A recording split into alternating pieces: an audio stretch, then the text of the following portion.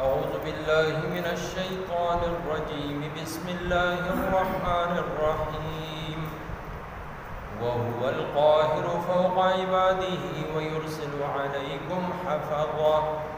حتى إذا جاء أحدكم الموت توفته رسلنا وهم لا يفرطون ثم ردوا إلى الله مولاهم الحق ألا له الحكم وهو أسرع الحاسبين قل من ينجيكم من ظلمات البر والبحر تدعونه تضرعا وخفية لئن أنجانا من هذه لنكونن من الشاكرين قل الله ينجيكم منها ومن كل كرب ثم أنتم تشركون صدق الله مولانا العظيم وهو القاهر او اغا غالب دے فوق عباده د پاسا د بندگان خپلو ويرسل اورالیگی علیکم پتاسو باندے حفظا نگران فرختے حتی تردیچی اذا جاء کل راشی احدکم چاہتا پتاسو کے الموت مرگ توفت ہو نکبس قید اغروح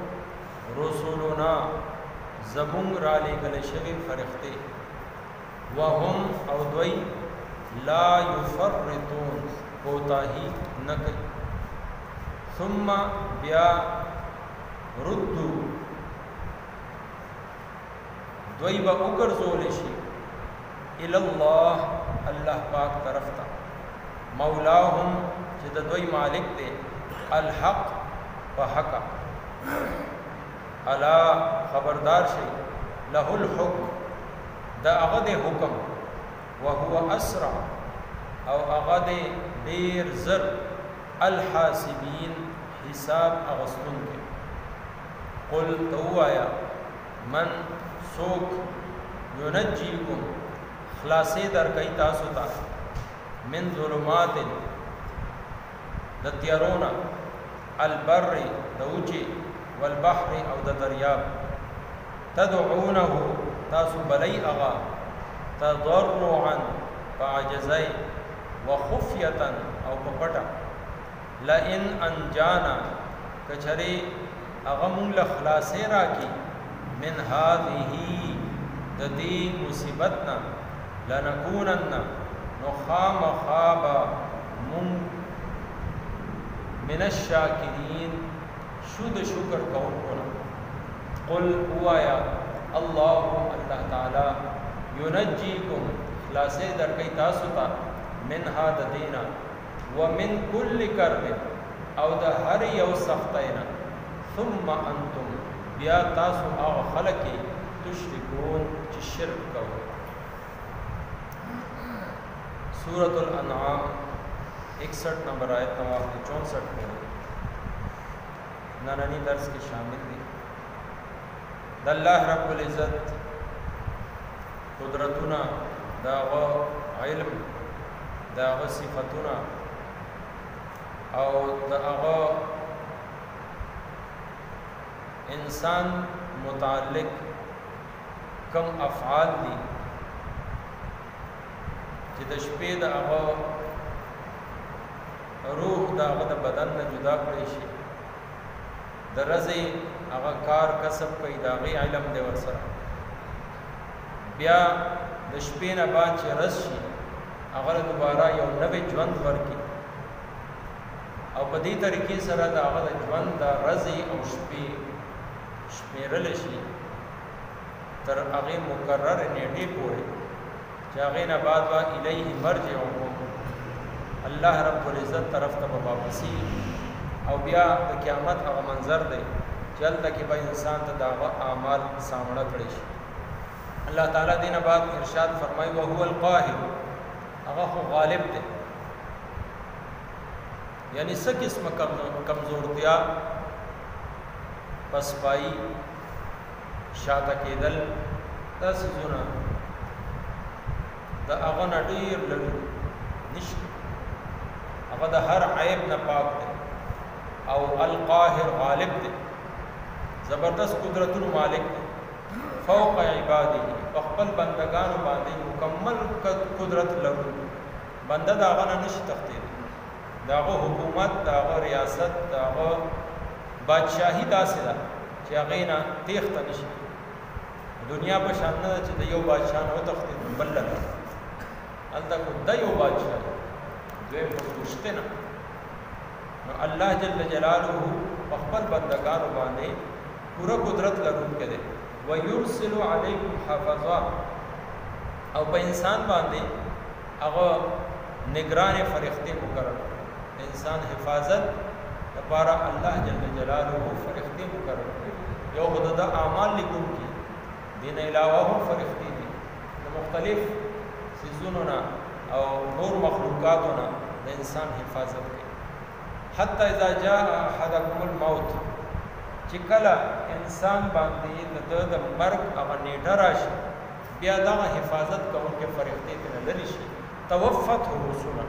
او نورې فرښتې راولېږلی شي چې ملک الموت د هغې مشر دی، او نورې فرښتې د هغه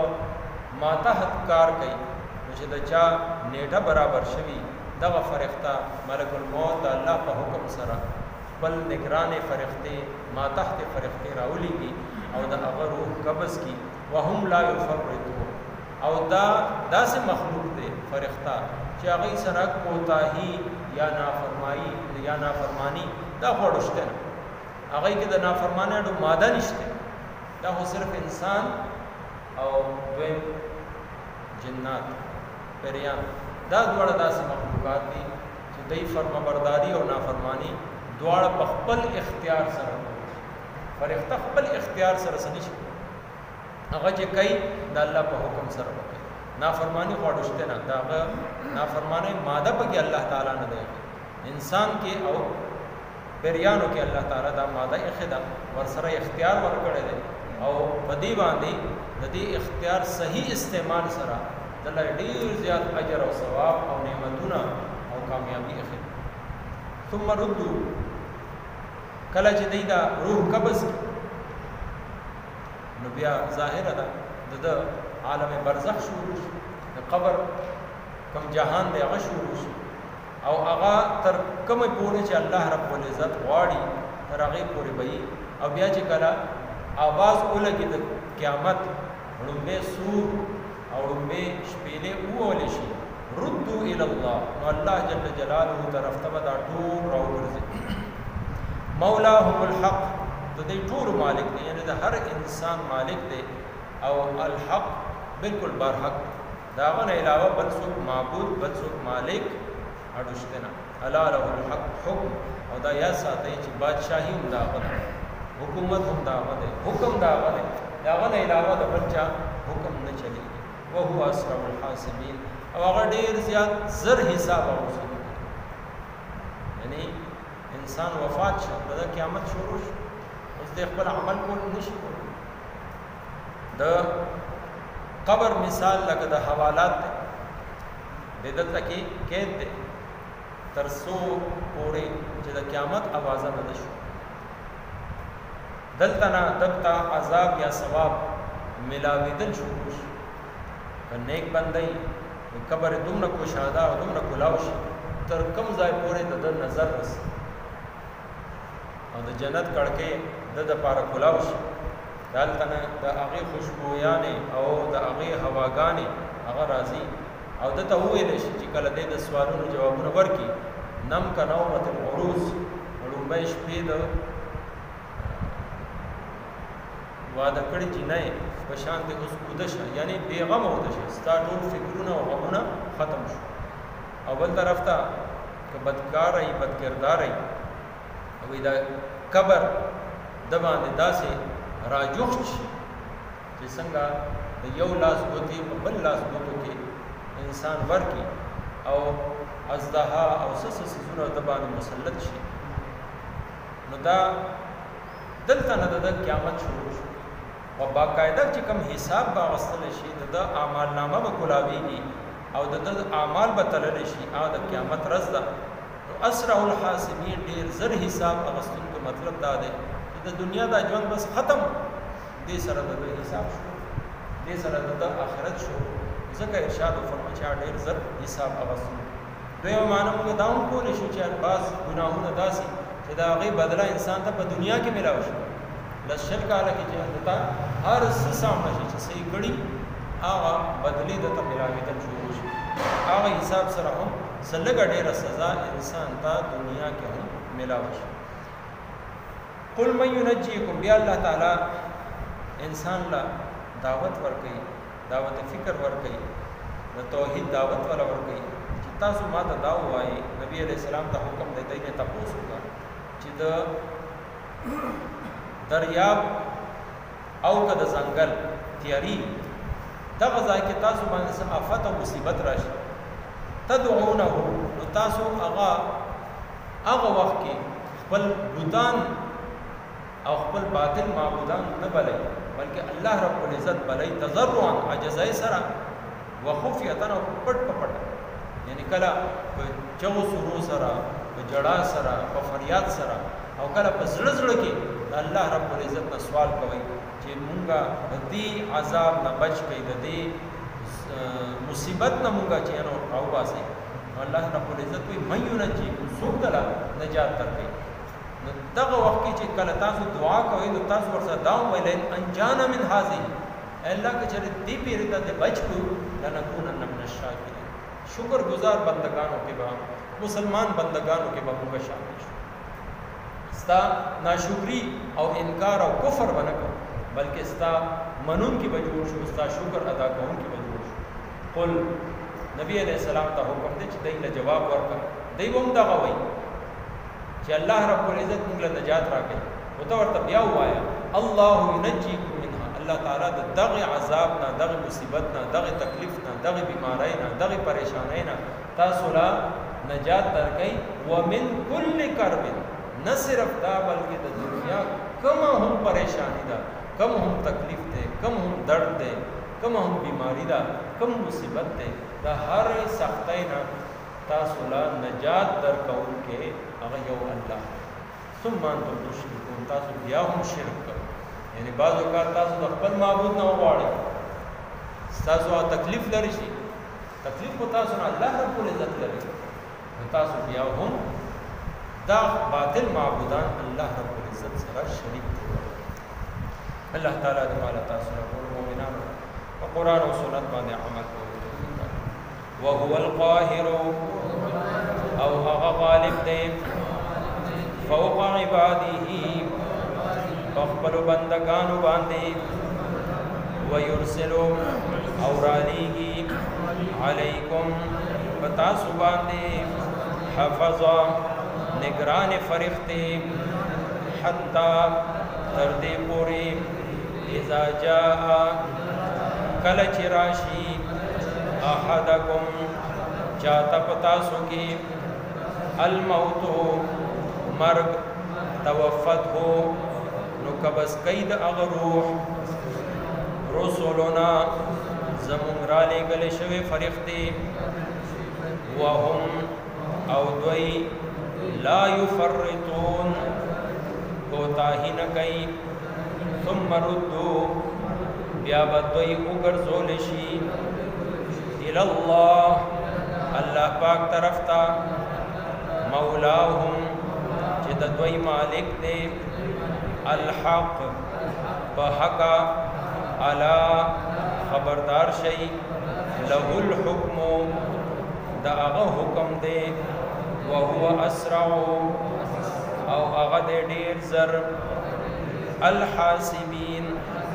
حساب اغستونکي. قل، تو وایا، من ینجیکم، څوک خلاصې درکوي تاسو ته، من ظلمات البر، د اوچې د تیارونه، والبحر، او د دریاب، تدعونه، تاسو بلئ هغه، عاجزای وخفیتا او پپٹا لئن انجانا کچری غم لخلاص راکی من هذه ددی مصیبتنا لنکونن